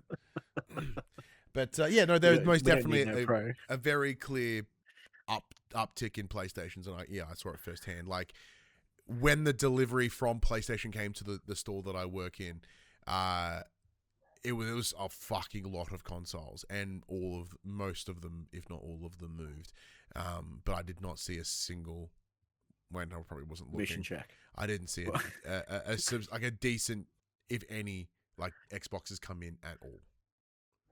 It runs at 8K. It can run 8K according to the box. Don't make it do it. Not the new boxes. I don't think the new boxes say 8K. No, they took it away because they went, we never fucking made it do that. But look, one thing I can tell you I have not seen many get sold is Black Ops 7. So the PS5 is dominating the downloads for Black Ops 7, despite its heavy criticism and its very flagrant AI usage. Yeah, it is running for the fences on the PS5. But other titles like Arc Raiders, which I am desperately keen to check out. By the way, I really want to get it, but it's got such a bizarre price point. Yeah, it's like 52 or something stupid, and 53 cents. Yeah, but it is. God, is catching my attention. I played it when it was in beta. I got invited to the beta program for it, and I had a blast with it. Yeah, I'm hoping it kind of delivers the similar experience to what DMZ did. Yeah, Because it is a looter shooter in a lot of ways, but I think the novelty of DMZ was that it was kind in of a lot of Warzone ways, meets with literally looter shooter. Yeah. But yeah, it has the Warzone aspect to it that kind of gave it a little bit of a kick compared to like your Tarkovs or whatever. Yeah. And Dispatch are climbing the rankings, showing strong interest in co-op and service-style games. The data from this reinforces how major franchises can remain commercially strong even amid controversy. Like, this is most definitely not like the shittest Call of Duty. Like, I think Ghosts was another one that was really poo. There's been a couple of downturns, like Advanced Warfare, I think and Infinite Warfare, I think were there as well. But people just are happy to buy Black Ops or happy to buy Call of Duty, I guess, for whatever reason. Have either of you jumped into Black Ops 7 this year, Padge? No, I mean, I downloaded it on the ROG Ally because I got Game Pass, and because you want that portable console experience. I get it. I've been playing. Yeah, and I really didn't want to play it on Xbox, so like I dug my heels in there. But Max, okay, so you raised your hand. Yep, I played it on PC. Is it buttholes? I enjoyed it. Again, it is a co-op campaign, and I am a sucker for playing co-op games. I didn't play with any friends because no one wanted to play with me, but like I played it with random people. I love multiplayer games. Did you play with anyone? No. No. I mean, I played with people, just not with people I know. I just don't know them. Just don't know them. Look, a friend is just someone you haven't met. A stranger is just a friend that you haven't met yet. It's fine. But yeah, it is interesting. But I guess, as both of you have pointed out, like, you played on Game Pass, Max? Yeah. So neither of you actually bought the game. So no wonder it's dominating the PS5 because people are buying it there. Yeah. But I think although to be fair, it did specifically say downloads, not purchases. So I just really wanted to embrace the Xbox gamer experience, which is to download something on Game Pass and then never really play it. Fuck, that is exactly my experience with Game Pass. That's exactly how they do it. It's my Steam library. Every time something goes on sale, I'm like, true. ooh, I'll play that eventually. Case in point, my screenshot to you guys the other night where I bought the fucking Tomb Raider anthology of games. I have that. I've never installed any of them. I bought it like 15 years ago. It feels like that way. Like, and I'm yet to fucking play any of them. I bought it for Ali. I think it cost me like $7 for all of them because Ali was like, "I'm really into Tomb Raider games." So I'm like, okay, and then she's never touched them. Well, because I wanted to play the first of the three, like, was it the Tomb Raider, Shadow of the Tomb Raider? So yeah, Rise then Shadow, right? The remakes, right? I wanted to jump in and play the first one again because like I really enjoyed like Rise of the Tomb Raider, and I enjoyed this on console, but let's check it out on PC. And it was cheaper to buy the bundle. Like, I just want to play Tomb Raider with mods. Yeah, I just want to play. Like, I was curious how it would run on because it ran like kind of buttholes on PS3. He's like, I want those buttholes. Yeah, that's right.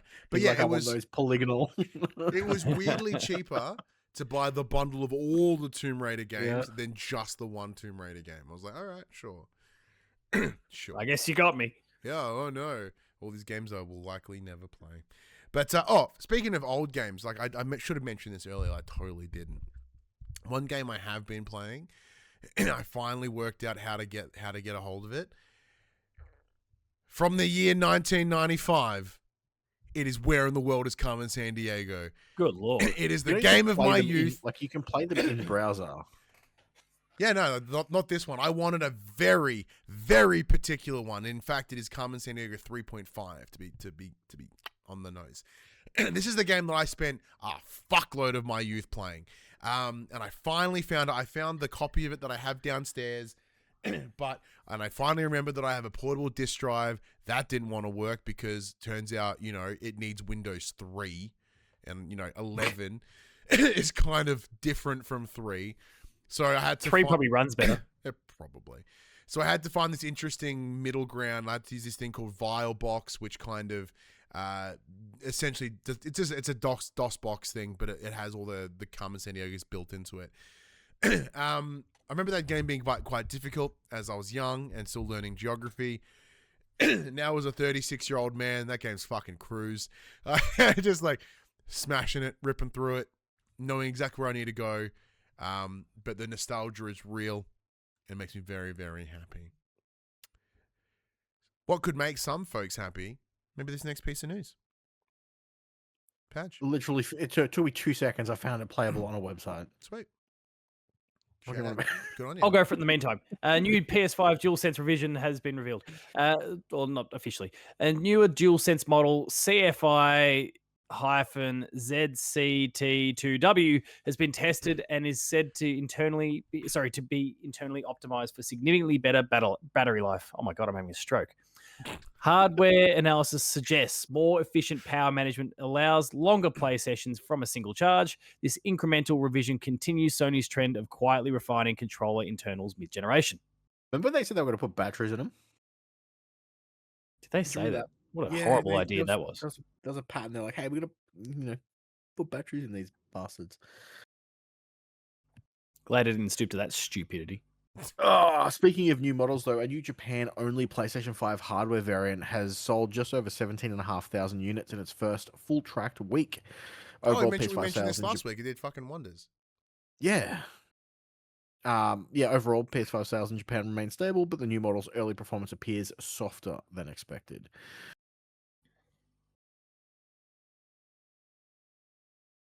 Sorry, I just got an pause. interesting message from my iCloud. It's like, you're almost at full capacity. I'm like, that's 200 gigs. What the fuck have I done to my iCloud? Too many dick pics. Oh, I don't need that many, let me tell you. Jesus. You've seen it once. Yeah, seen it once. That is more than enough. All right. Seen it once, shame on me. Seen it twice. But yeah, as we were discussing, like it's dope that the region-specific console is doing its job, doing what they intended it to do. I guess I was going to follow up the question, but do you think we'd see it in other areas? But with the main reason behind this console is simply, to put it simply, is around the value of the yen. And I also would like to see a Japan-only PS5 here in Australia and then be unable to use it. No, but you know what I mean? They're like, here's an Australian-only one. You boot it up and it's like, here you go. And then, that'd be pretty sweet. Comes in green and gold. Consoles are going to get fucking stupid expensive soon because RAM's going like... Oh, yeah, I've seen that. Because all those fucking AI tech wanks are buying up all of them. Yeah, fucking the crypto jerks ruined it with the fucking graphics cards. Hate AI enough. And now AI is fucking with our RAMs. The worst. I had a look at RAM the other day. It was like $1,300. I was like, guess I'm not upgrading my RAM. Well, I'm very glad that we built my son's computer before that. Dear God. Dear God. Next. Gross. GT7 major Spec 3 update. GT7's biggest update yet, Spec 3, is rolling out alongside the game's first paid DLC, the Power Pack. This update can be preloaded, preparing players for new content, car additions, and feature refinements. Sony is positioning this as a major late cycle refresh to keep GT7 competitive with newer racing titles now that Forza is on their systems. You know, I added that last bit for content, on my own, but that's side tangent, but also interesting around these updates.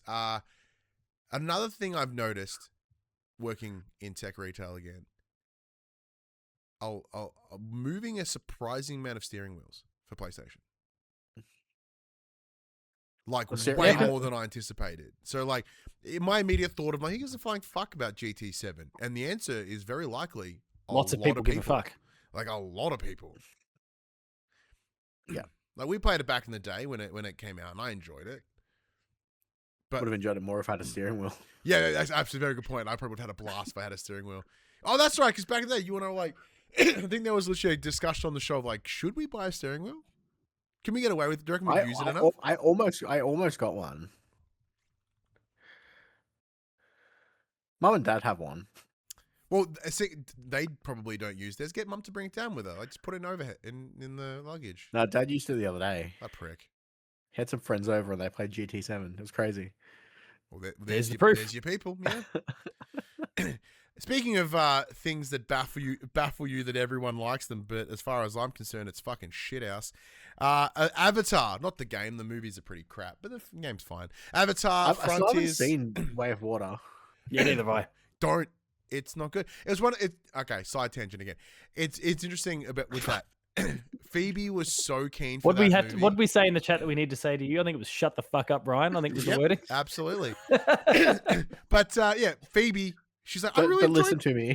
I really enjoyed the first Avatar movie. I'm like, it was not very good. So we went and saw the second one, and I walked out and be like, I'm not going to say anything because I knew I was going to dislike it. And what made me so happy is we walked out of the cinema, and she's like, that sucked. I'm like, yes. So I take it you will not be seeing. No, I'll go see it for funsies. Like Flame from the fire and flames. Oh, through the fire and the flames. Yeah, it's just Dragon Force, the Avatar movie. But yeah, so From the Ashes DLC is coming. Is already out. I don't know, whatever. The From the Ashes DLC expands Avatar Frontiers of Pandora, the 25-hour campaign and new region. So for whatever reason, if you need more Avatar, here's a way to go about it. And it does come with a highly requested third-person mode, fundamentally changes how the player's experience. The novelty was fun in first person, but I think seeing your giant blue person would help. As Puck puts in the chat, Avatar 3, the Doomsday trailer delivery system. Because apparently that's going to contain the first Doomsday trailer. Well, look. Whatever gets people watching, right? That's all they care about. Look, Avatar did the novelty in their first release, being like, it's the 3D film. Everyone's like, ooh. Made a stack of money because everyone's like, 3D's interesting. There was no real gimmick for the second one, apart from just being bad. The second one, a lot of money that they spent itself was a gimmick. What do you want about? That whole movie was the gimmick. And now there's 16 of them in the pipeline. Gross. And Ubisoft frames this expansion as a step toward a broader, more evolving Pandora rather than a small add-on, just like the movies, I guess. If you want to play a game set in Pandora, go play Borderlands. Yeah, the better Pandora. Now, were you ever going to finish that? And by we, I mean you guys, because I played the shit out of that.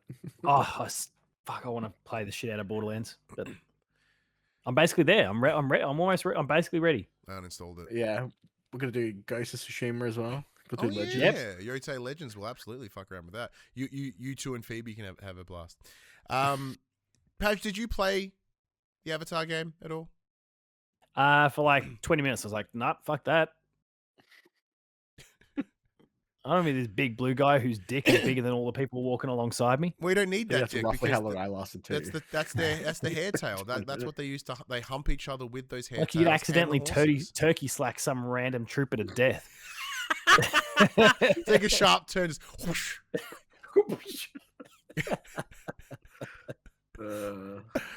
How do you die? Dick to the face. Speaking of big panguses, I'm sure they're in this game.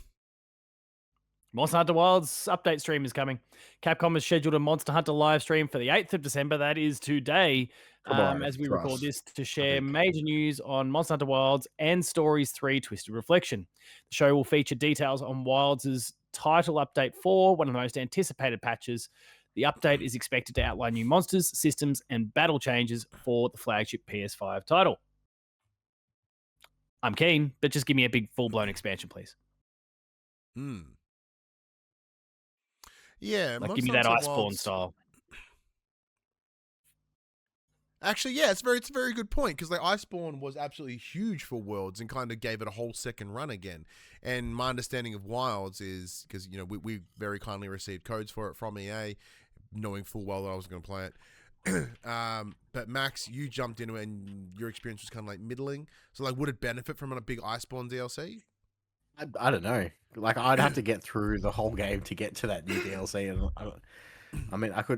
Paul could put me on his shoulders, I guess, and just carry me through it. Oh no, like I'm a mile from done as well because 2 Point Museum derailed me, but it is still it's still a game I want to play more than anything else right now. I've just got to get back to it. So, well, like I'm I'm wild about. Like I desperately want to play that game more than what I did. All right. Well, here is a game that I am super keen on. The Godslayer. This is a game coming out of the China Hero project that is also releasing on Xbox and PC. Yeah. Well, no one will to buy it Steam- on Xbox. So. To steampunk action RPG, The Godslayer is getting full support from Sony despite also launching on Xbox and PC. The unusual co-marketing arrangement indicates Sony's confidence in its global appeal beyond platform exclusivity. This is what Avatar: The Last Airbender game should be if they ever make a real Avatar: The Last Airbender game. It looks... Have you seen trailers for it? I have not. No. It looks real good. So what about, like, obviously Avatar the Airbender, not the blue fucks, has some interesting things to it. What about it has piqued your interest? It looks like a fucking Dark Souls game set in Avatar: The Last Airbender world where you can... I just clicked the trailer. Just watch it. It looks watching alright. it, and then you said it's like a Dark Souls game, and I've already clicked back. Well, someone also said it looks like a new God of War game. Which Okay, I'm clicking the trailer again. And I'm back. I guess All right. maybe. Okay, so And I'm there's a woman, or a man is the main. I'm pretty sure that might be a woman. So it's not like God of War at all, Max. There's women in God of War. There's two of them. Oh, and the Valkyries, I guess. It does have a very Lord of the Rings setup of like there's two women, and they don't ever talk to each other. Oh, speaking of Lord of the Rings, apparently, did you see that? Apparently, they're re-releasing the extended versions in theaters next year I did to see that. celebrate If like I the had 25th like anniversary. 18 hours free, I'd think about it because that'd be fun. What? Only 18 hours? Well, I probably just get toasty and then go to the cinema. It's like just enjoy 9 hours of off my face Lord of the Rings. That'd be awesome. Okay, Thanks for looks pretty describing good. this. We can't see it. That's a very good point. I opened up the thing. Yeah, it does not, like, I can see why it's a max game. It looks like an absolute max game. But yeah, no, I can sort of see the airbendery things that you're highlighting. Padge, if you had did you actually? I did a quick scrub. Looks pretty good. And the next game that has also recently been announced is it just oozes bets in. SOL Shogunate is a newly announced single-player sci-fi action RPG about samurais in space for PS5. Sweet. Take my greatest fear, which is space for some reason. It's because it's just falling forever. And you're like, let's make space worse for you. I'm like, how so? We'll fucking weave you shit. Put some fucking samurais in there. So it's bad enough that I'm falling through space. I'm dying. tired of these goddamn samurais in my goddamn space. yeah. You're tumbling your way through space, and then some fucking shoguns there, and you're like, get the fuck, what are you doing here?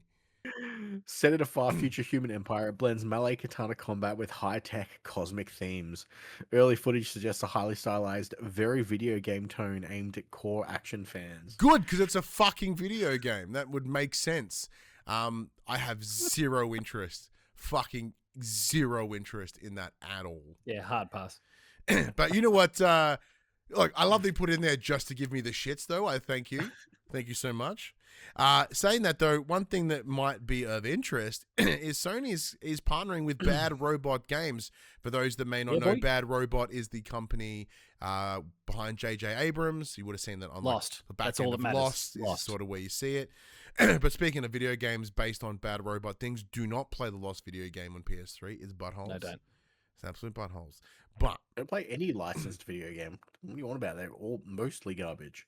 Wolverine Origins one's all right. But that's one out of fuck knows how many. So you know what? Those Batman Arkham games are pretty solid.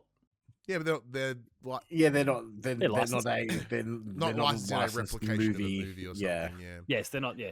Yeah, that's true. There's that. As I've talked about many times on the show, that Prison Break game. But don't play it. Ooh.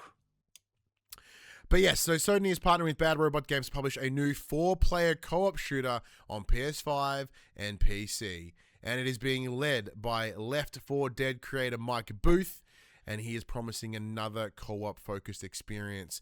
There are very few concrete details at the moment, but Sony has emphasized this is going to be a key part of its online portfolio.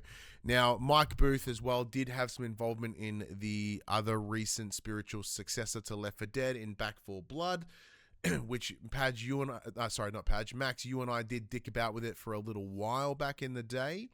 I know the general consensus around Back 4 Blood that it wasn't kind of like there, but it was fine. The card shit was problematic. Yeah. So my immediate assumption is that we are going to get a somewhat similar experience, seeing Left 4 Dead was a Microsoft exclusive. Back 4 Blood came across, but it may not have hit in the same way. Is there space for a Left 4 Dead like game these days, Max?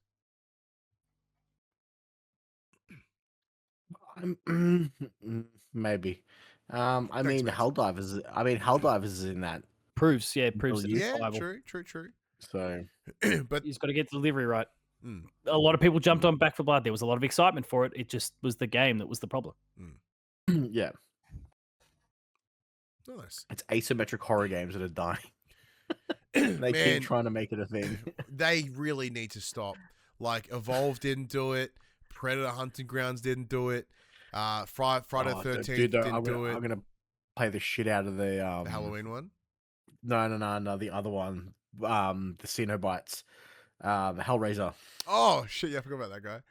Fucking play the shit out of that. Fuck, man. It looks so bad, but again, they're one of those games, if you play it with friends, you can make them fun. Like, I had one of the best experiences playing Friday the 13th game with some little Italian kid. Just it's the funniest thing. Me and Cass were like trying to. One of the ways to escape the camp was to build the boat, and we had this little kid chasing us. He's like, "Do you have the propeller?" And we're like, "What the fuck are you talking about?" He's like, "The propeller. We got to find the propeller." See the propeller. I know he's Spanish apparently, or Mexican. Yeah, it's Italian devolving real fast. I went to Italian, and then he suddenly became Jennifer Lopez from South Park. Oh, tacos and burritos. Oh, tacos. All right, before I get more racist, Padge, what's the next bit of news? Yeah, speaking of online co-op, Castouts. It's an online co-op PS5 game. It's being developed by a team including 8 former PlayStation London studio staff. The title appears to reuse ideas and concepts from Sony's now cancelled London Studio PS5 project, and there's an early access beta planned for 2027 for PS5, signaling a long runway ahead for development. Yeah, this is essentially that old project that they were working on that was cancelled, that has seemed to find life again. Yeah, like that was probably the first thing that I noticed. I was like, oh man, is this that thing? And so I'm very glad when they were like, yep, no, this is it. Because it did look interesting. There were those screenshots a little while ago of that fantasy sprinkle over London. Could be a bit of fun. Cool. Yeah, they look great. Oh, the Wreckreation developer is facing layoffs at the moment. Three Fields Entertainment, the team behind open world racer Wreckreation, may see its entire staff laid off after a rocky launch. Despite fast updates and new content, the game struggled to find a large audience. The studio has described the decision as, quote, unbelievably painful, highlighting ongoing risks for mid-sized PlayStation 5 projects. Man, by extension, like, talk about nasty layoffs for this game, not being able to find an audience. Max, I'm just going to let you jump straight into this next piece of news as well. Postal Bullet Paradise, a Bullet Heaven spin-off announced for PS5 and PS4, has been cancelled just 2 days after its reveal.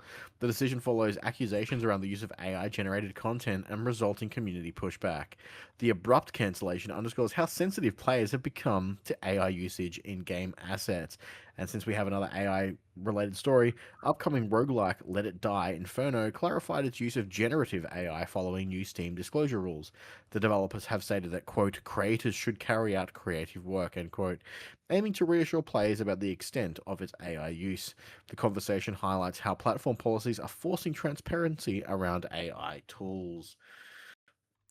Well, this is on top of, I remember you sent maybe you, Max, in our little group chat. Here's this press release from this studio that's like, oh, we got accused of using AI and now we have to close because no one believes us. And then we saw the pictures and I'm like, motherfucker, that's AI is all fuck. I'm so sorry. The guy's missing fingers. Yeah, like the hilt of his sword does a hard 45. Hard 90 as well. It's just this big mess. But also more AI. Also, interesting news stock, by the way. A little bit of AI usage there, Max, and wrote some coding. I literally just used a web scraper to essentially what they use to train AIs. I used to write this news document. Because there's a lot of short, sharp news this week rather than like this big, lengthy one. So let us know if you're watching and listening at home. Like, is this kind of a cool new way to deliver the news? A bit more short, sharp.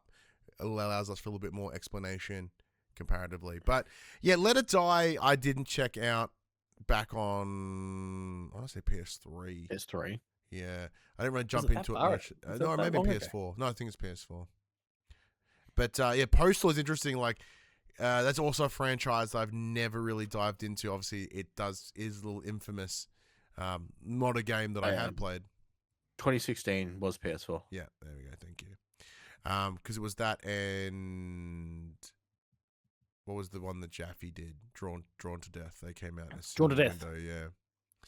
Which I saw him having a crack at Per Schneider for again today, as the old, well, not old, he still is the head of IGN. Yeah. So Jaffe, just good to see Jaffe hasn't let that one go. No, look, it was all right.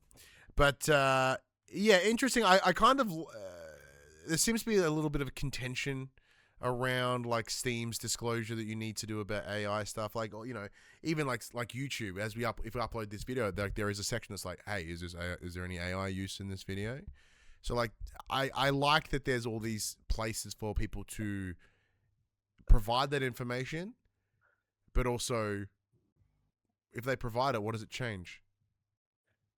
Unless you have like an anti-AI click thingy. Yeah, there's that. People may be like, "Oh, I'm not buying it because they've flagged the use of AI." They're going to be less outraged that the developer's not trying to quote unquote hide it from them. They're being front facing, saying, "Yeah, we used it. Fuck it, whatever." It's interesting you mentioned the YouTube thing because I got my YouTube Wrap last night, and on the very first page, it's like, "Hey man, just gonna warn you, AI gets shit wrong sometimes. Here's all your stats."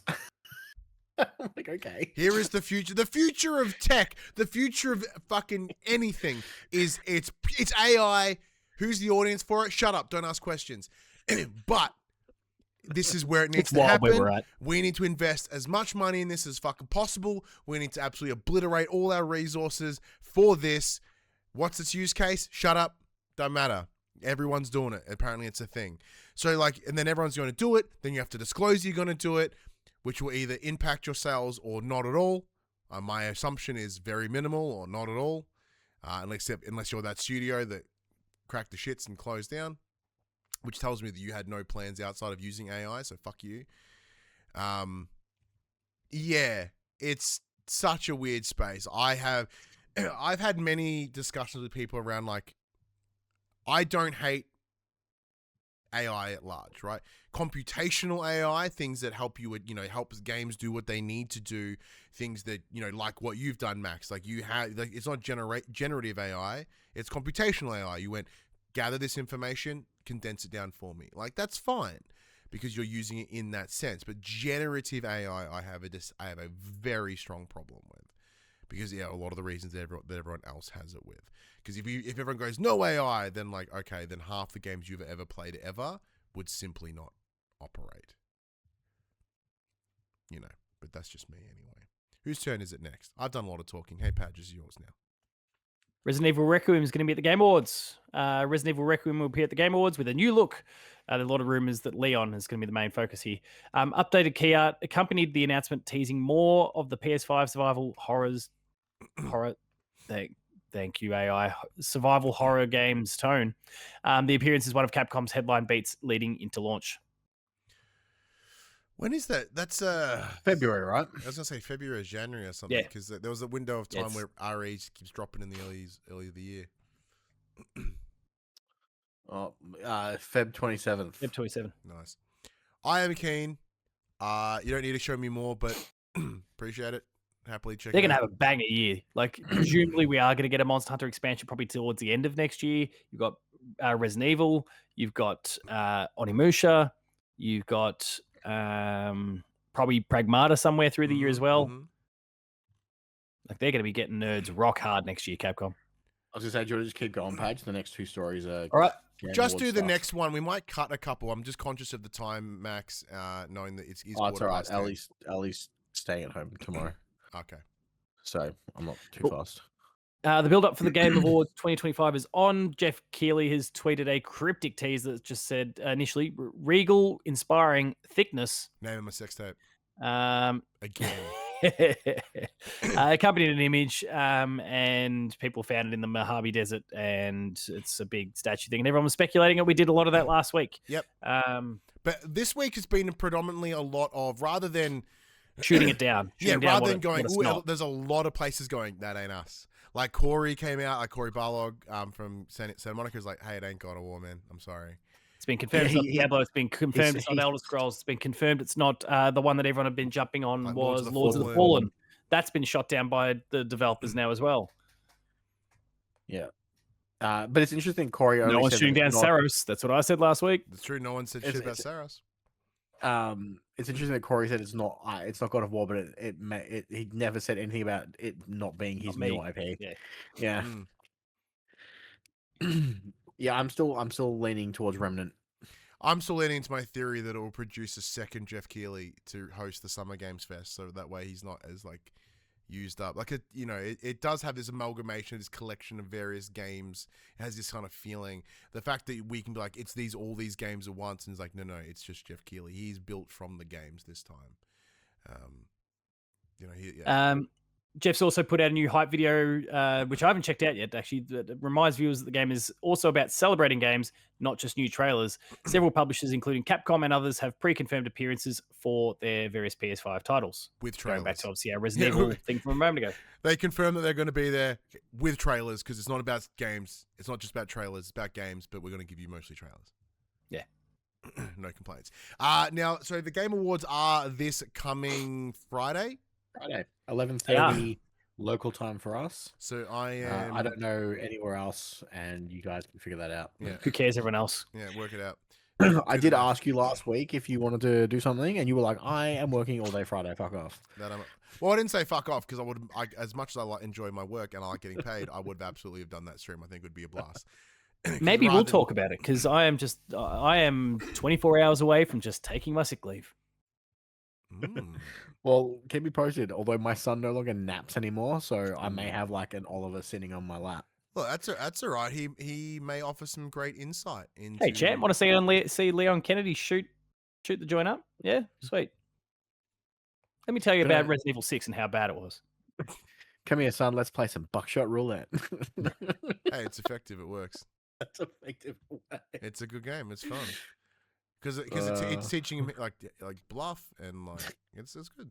It's fun. Get him onto Balatro. Yeah, that's what I'm kind of hoping that at some point it'll go down there.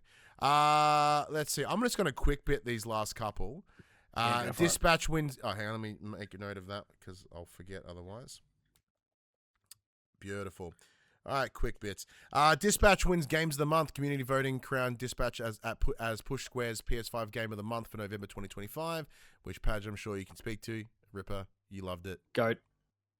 Splitgate 2 has been rebranded as Splitgate Arena Reloaded, because everything needs reloaded as a subheading, and relaunches on PS5 and PS4 on the 17th of December this year. It is the free-to-play arena shooter with a complete overhaul of its systems, balance, and content, as they're hoping to recapture interest after a long early access style. In my head, I remember, Max, did you mess with Splitgate? Yep. It's fine. Does the rebrand? The gimmick is that you can shoot portals and shoot through those portals, and that's the one. Yeah, and it kind of looks like Halo. Yeah. It's Halo, and Portal 2 had a baby. It's just interesting that they're like, Splitgate 2 hasn't done as well as with, like, let's give it a shit name. Yeah, it didn't launch well, and then they're just gonna recall it. Look, Splitgate 2 is probably really hard for people to search, like from an SEO keyword standpoint. So let's throw a bunch of other extra words on the end of it and make it even harder to search. Splitgate 2 reported. Yeah, that would have been better. The Helldivers film has been, which was announced a little while ago. It is going to be directed by Justin Lin, who has not played the games, nor does he know anything about the games. The only thing he really knows about is family, as the multi-director of many Fast and the Furious films. in a quote, he mentions essentially more around that he's wanting to head into the more people side of Helldivers. So, like, what? And also because that the Helldivers movie is just fucking Starship Troopers. So they better find a different fucking way to do it. And finally, PS Plus Extra and Premium received 9 new titles in November of this year. With another set of 9 will leave on the 16th of December. Sony is also offering PS Plus 12-month subscriptions with a 33% Black Friday discount that may still be available as of now. Yes, there you go. You're ready for upcoming games? Yeah, let's fucking Do go. On the 8th of December, we have Microsoft Flight Sim 2024 coming to PS5, Yeah. Skate Story coming to PS5, but he's also launching on PlayStation Plus Extra. Shadowgate VR, The Mines of Mythrock coming to PS5, PSVR 2, and The Unbeatable coming to PS5. On the 10th of December, we have Mutant Football League 2 PS5 and Montezuma's Revenge, the 40th Anniversary Edition. Fuck, that game's old. PS5, PS4. 11th of December, PS5, PS4, we have Dun Jungle coming out, which is a little roguelite action game. And lastly, on the 12th of December, we have Terminator 2D, No Fate, but what you make, PS5, PS4. Padge, what's the name of the bear in Danganronpa? Monokuma. Or not something? Montezuma. I was like, what the fuck? But yeah, no, that's Monokuma. As I asked the question, my brain went, here's the answer, dickhead. What would I know? know? Anyway. I don't know. Nah, In my head, you seem like... I think you'd played Danganronpa before at some point. No? Couldn't pay me to play that shit. Wow. Well, there you Too go. weeby. Even I Too haven't played weeby. that. I played the third one, and I didn't hate it. And for those interested, I guess Path of Exile 2's expansion, well, not expansion, but next big patch is dropping next week, releasing the Druid Bear, the Druid class. Woo. So I'll have to reinstall that. And play the shit out of that again. Right in time for my Christmas break. Nice. Well, Nice. I don't have a Christmas break this year because working casual, and as a Christmas casual, I don't stop it. So, And you work in retail now, so Yep. like woohoo! public servant, Yeah, what a fucking choice that was. Well done. government gig. Look, it's difficult when you just need fucking cash. All right. As I said, this is our second last episode of the year. It is our penultimate.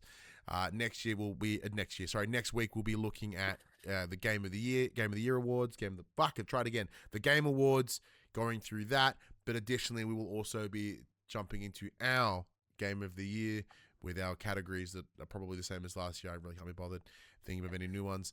But yeah, we'll have a bit of time with that, chat about that. It'll be super fun. And the draft. And a wrap up of our draft, which I do have. Spoilers, Ryan lost. Oh, I lost so hard. like how there is one thing that is very consistent with our drafts. It is that one of us will clean house and the other will get fucking reamed. Like, we're yet to have a really genuinely close year. We've yet to have a year where one of the games has not come out, like where all the games have released. Yeah, like you. There's just been fucking delays. I mean, that's never going to happen, so don't worry about it. You're good. All of yours did. Because, like, one of your last picks was, Where Winds Meet? And that came out like a week ago. So, you're pretty lucky that, all of yours hit. I am down 1. You're down 3, aren't you? Was I'm down Mouse 2. PI and GTA? GTA 6 and Mouse PI. The rest did all come out, but I haven't checked their scores in a little while. So Doesn't matter. You got 2 zeros, mate. yeah, That's rough. I'm boned anyway. Absolutely boned. But yes, Unless all of yours are like a banger 90s, 90 pluses, and then I've got like some garbo like 30s or something. I can confirm that is not the case. Not the case at all. But that does bring us to the end of the show. Big thank you to everyone for joining us. As always, we do appreciate you taking the time, as time is the most, generally the most valuable resource we have. And for whatever reason, you chose to do that with us, listen to it and stuff. I thought I was having a stroke before. Oh man, it's the end. I did a couple hours this morning at my support worker job. I had about 45 minutes free, and then I did 7 hours at the other job. So I'm surprised I'm Cooked. coherent, because my ADHD meds ran out quite a while ago. So that's all good. But anyway, let's get the fuck out of here because Max has to go start his shifts now. Max, let's get out of here. All right, everybody, you know the drill. This PlayStation conversation happens every Tuesday morning at 8 a.m. on podcast services, including Apple Podcasts and Spotify, and 9 a.m. on those YouTubes. If you'd like to take part in future conversations with us, you can. If you want to put in your guesses for what the monolith will reveal on Friday, let us know. Check out our socials, Facebook, Discord, Instagram, X. Those links can be found in the description below. If you want to join that conversation, as it happened, head over to twitch.tv/popculture watch us record this show live, where you can jump in the chat and be... I was mid-yawn. I was like, I don't want to let there be dead air. Join the conversation as it happens, twitch.tv/popcultures. We'll watch us record this show live, where you can jump in the chat and become part of the show. If you want to support the show, you can tell your friends, tell your family about this PlayStation Pod. If you are listening to us on podcast services, be sure to give us a 5-star rating and a written review. Watching on YouTube, like, subscribe, leave a comment below. I endeavor to answer every single comment. Support us financially. You can patreon.com/thepopculturist. And if you want to check out more of Paul James, you can over at player2.net.au. That's it. Go give them the love. But until next week, I'm Ryan Betson. I'm Max Cooper. And I'm Paul James. And that was For the Players. What have you done, Max? Oh, I fucking looked across and a video auto played of a fucking huntsman running across the inside of someone's car. And the car just fucking jackknifing off the side of the road. As the driver's got. I had not, it wasn't a huntsman. I was driving to work, and right in my peripheral, this spider went, just slowly descended. And I had the, and I saw that. I looked in the rear view because I knew I was in pretty reasonable traffic, and I saw the guy behind me be like, "What the fuck just happened?" All he sees me go. My craziest car in the spider story was I was going through a drive-through, and the person wouldn't hand the bag across because there was a huntsman sitting on top of where she'd had to put her hand through to Just give me the stuff. Throw the burgers through the window.